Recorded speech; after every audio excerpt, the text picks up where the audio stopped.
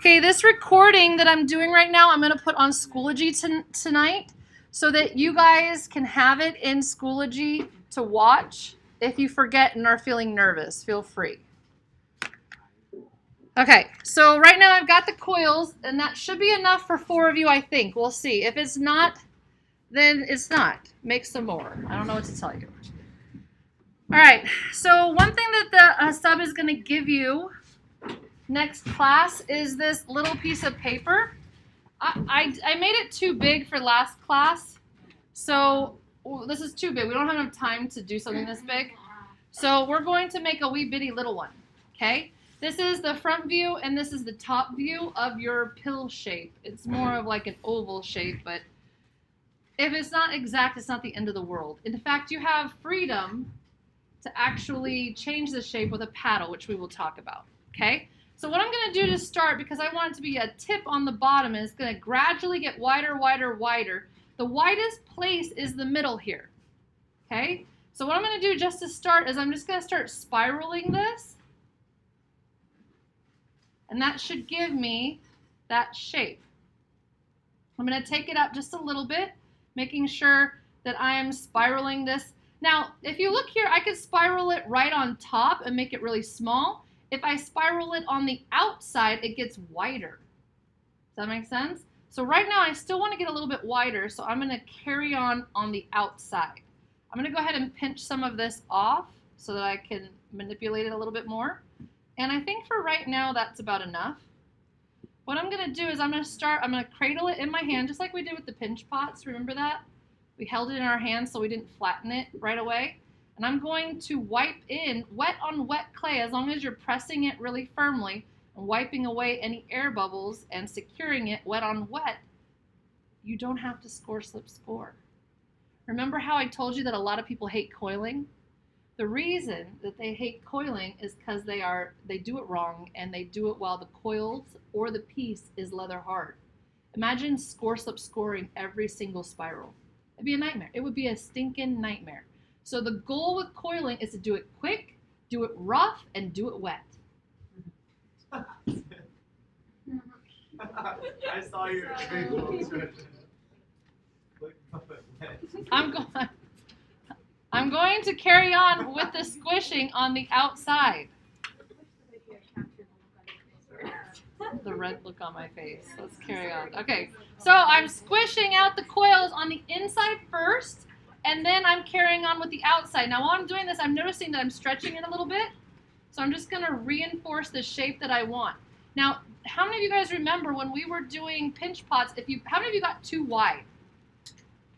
What did you do to fix that if you got too wide? Surgery. You did a cut, and you took out like a little pizza pie shape, and then you just squished it back together. You can totally do that. One of the biggest situations that I see with coils is people getting way too big too quickly. So I'm looking here, I'm already wider than the top view, so I don't want to go wider. It's okay if it's a little bit bigger. So this next coil, instead of putting it on the outside, see how that's on the outside of that rim? This is the rim right here. Instead of going outside, I don't want to go on the inside either, because that's not tall enough yet to start closing in. So I want to go right on top to get that height. Now if you're doing a proper coil, if you go like this and then cut it off on an angle,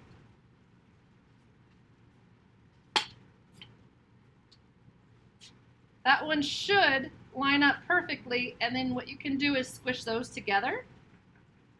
I always start with the inside first, and with something this small, you really only want to do one coil at a time, because I can't get my hand in there. See how small it is? If it's really tall, it's going to be hard to squish a bunch of coils. But if you're doing, like, I don't know if anybody watched any coilers online or on like Instagram, you could do probably 4 or 5 coils at one time without hurting anything, as long as it's wide enough to get your hand inside of there to squish. Now notice, once I get the inside, it's already skinnier, because I'm squishing half of that clay or a third of that clay away. Now when I go to the outside, I'm going to do the same thing. I'm going to be squishing that clay downward to make it attach on the outside. Notice how skinny my coil is getting. This is why I rarely, I have never used anything smaller than the big coils. okay? Unless you're like making something minuscule. I don't even know what that would be because this is pretty stinking small and we're using the big one. The other thing is that I'm not going to tell you what we're doing, but you will have the availability to carve on this when we get to that point. So a little bit of extra clay, and I had a little bit too much, so I'm just kind of hollowing it out while I've got it right now. I'm just squishing a little bit of that extra clay out so it's not too heavy. We don't want these to be too clunky. And I'm just feeling the walls, making sure they're even, and we're good to go. So I'm going to carry on. I'm going to check my shape. I still probably need to go up to like right about here before I start going inward. So another coil. Right on top. I'm not trying to get wider or skinnier. And this time I'm going to do a rough one for you so you can see without cutting it. It's not the end of the world, but if you leave that air bubble in there, that'll be a problem, right? So I just want to really make sure that I squish that down from both sides. I'm pinching it there, and I am connecting it.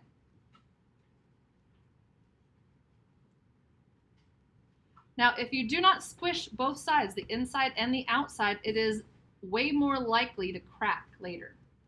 Okay, when it's drying out, if these do not become one while they're both wet, then it will be likely to crack when it's drying out and or when it's in the kiln. I've had people's pieces that dried fine and went through the kiln and then fell apart. So you really need to make sure that you're doing your due diligence and you're squishing that clay so that it's nice and sturdy and strong. Now that area right there got a little bit skinny, so I'm just going to shove some more wet clay in there so it's not too skinny right there. I'm pressing nice and firm to make sure that there aren't any air bubbles in that joining. Notice how I've got my fingers on the outside supporting that momentum from the inside.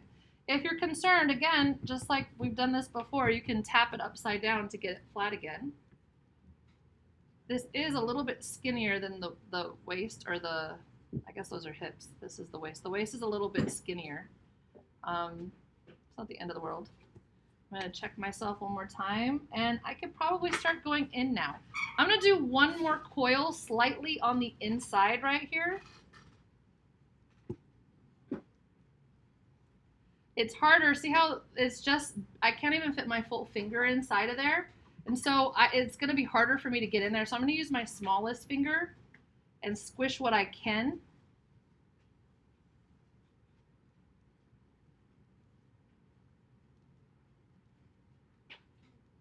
And you can squish upward too. That's working for me right now. Yeah. I have a question, not necessarily for this project, but just with coiling. Yeah. Is it possible to just not to keep the texture? Yeah, absolutely you can. Not, like, Some of my favorite coilers that I follow on Instagram have a very rough coil style. They do it almost meticulously, like in a rhythm, so it puts like a really cool texture. That's totally possible. Okay. So at this point, I'm not going to be able to, and I would say I'm done with the clay right now. That's definitely enough for 4. So I would, work together as a table and make some. I'm just going to put this right on the top, squishing that in, squishing this down. And at this point, I've got my egg shape. Is it beautiful? Yes. You are Completely kind. beautiful. It is not beautiful. It is very rough. It's supposed to be rough. I would say that the perfectionists are the ones that struggle with coiling the most because they want every coil to look perfect before they move on to the next one. Because they take so much time making all the stinking coils perfect, their piece dries out. And then they don't have wet clay anymore, and then it's a nightmare. Their coils are cracking. They have to score, slip, score. They're wasting all this clay. It's a nightmare, okay?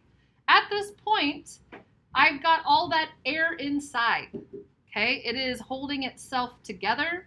That is a nice egg shape. It is a chubby egg. So what I am going to do is I am going to put a hole in it so that I can squish it into the shape that I want to have. If you do not poke a hole in it, it doesn't want to change shape because it's got all that air inside. I could even roll it. That's also, make sure your table is maybe a little bit cleaner than mine. Just don't be too rough with it while you've got that hole in there. So if I like this general shape, before I move on, I'll just close up that hole. I could even put, if I was really concerned, put some clay on there. Now I've got that scaffolding, that air is inside of there again. I can take my paddle out some of these bumps gently, Just make sure it's not getting too wet. I can even, you guys, I will allow you guys, I'm not going to tell you what you're making, but you could change the shape if you want. If you're going to go with the egg shape, I'll show you how to change the shape dramatically in a moment. I'm not telling you what you're making, but any shape will work for what you're going to make. Any shape will work. Like let's say at this point I could use my alligator tool and clean things up. It's a little bit on the wet side for the alligator tool, so if you do decide to go that route, then I would do it gently. You can start smoothing things and making it more consistent. It's a little bit on the wet side for that, so maybe leave that for Tuesday as well. At this point, when you're finished, you're going to need to keep this safe over the weekend. Wetter is, we don't want it to be like this. What we want it to set up a little bit so that we can score details onto this piece on Tuesday. However, we don't want it to be so dry that it's gonna not take. Okay, so to set this up for success, would you mind making that into a ball for me, pretty please? Yeah. I'm going to pick a bottom, and so I don't want to just leave it on my board because gravity, that will flatten out on that side. So you have to decide, do you want it to be vertical or on an angle, like a weird angle, or horizontal? Like, where do you want it? When you get it how you want it, I would just lightly tap it down, get yourself a bottom. You can even, if you still have your rag from the beginning of the year, you can wrap it around your piece just so it doesn't roll over in transit or for whatever reason, if there's a strong wind in the art room on the weekend. I don't know.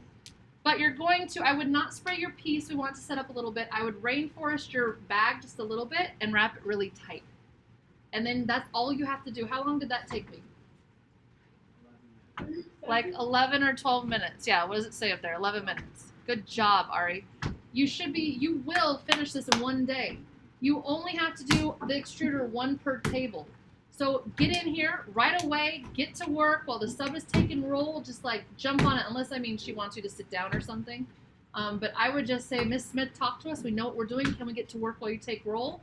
See if she's okay with that. But she's the ultimate authority figure in that situation. Anybody have a question for me? All right, that's it. I love you all. Yeah, you're welcome. This class